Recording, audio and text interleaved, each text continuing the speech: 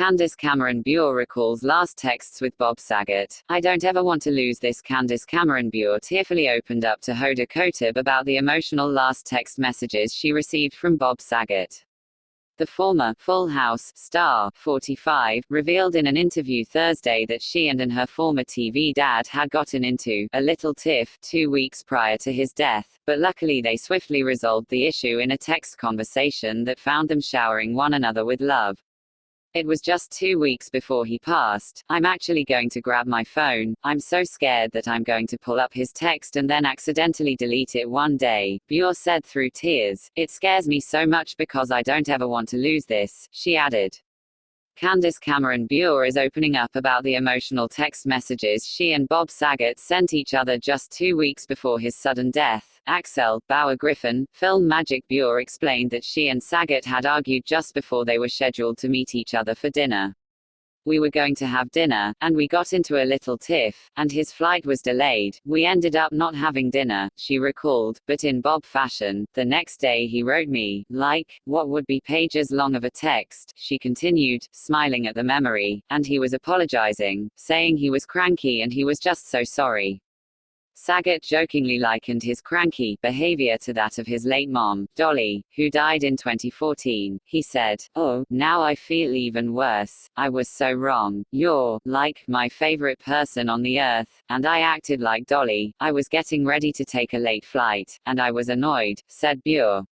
Then Saget switched gears and proceeded to tell Bure just how much he loved her. Bob went on, and on, and on in the text, and he said at the end, "I love you more for the trouble you're giving me, if that's even possible," Bure struggled to say as she grew more emotional. "And I wrote back, I love you, I could never be mad at you, roll my eyes at you, yes, but never mad," she recalled, "and I love that, you're being like, Dolly, that made me laugh out loud, I loved your mom." And he just wrote back, "I love you, my mom loved you too." Bure's sweet recollection comes nearly a month after Saget was found dead at age 65 in an Orlando area hotel room on January 9. The beloved entertainer had recently performed in a stand-up comedy tour that was scheduled to last through the summer. The following day, the District 9 Medical Examiner's Office issued a statement announcing that an autopsy had been performed on Saget's body that showed no signs of drug use or foul play. The statement said that the cause and manner of Saget's death was pending further investigation that could take an estimated 10 to 12 weeks. In the weeks since Saget's death, Bure, who's releasing this month a new Hallmark film, Aurora Teagarden Mysteries, Haunted by Murder, as well as a new clothing line with QVC, has repeatedly honored her late co-star on social media. Shortly after learning of Saget's passing, Bure called Saget, "one of the best humans beings I've ever known in my life," on Twitter.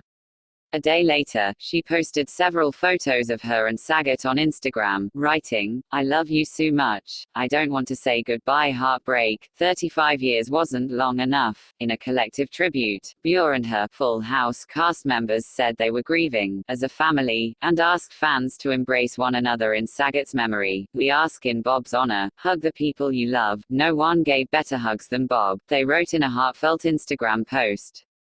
A week later, Bure shared an Instagram photo of herself wearing a custom-made sweatshirt that featured a special message, "Love like Jesus, hug like Bob Saget." It said, "Gina Vivanetto is a writer for Today.com. She lives in Asheville, North Carolina, where she spends her free time hiking, reading and snuggling with her friends." Box set. She and her wife, Molly, are the proud moms of 2 formerly stray cats, Sophie and Pierre, and a rescue dog named Gracie.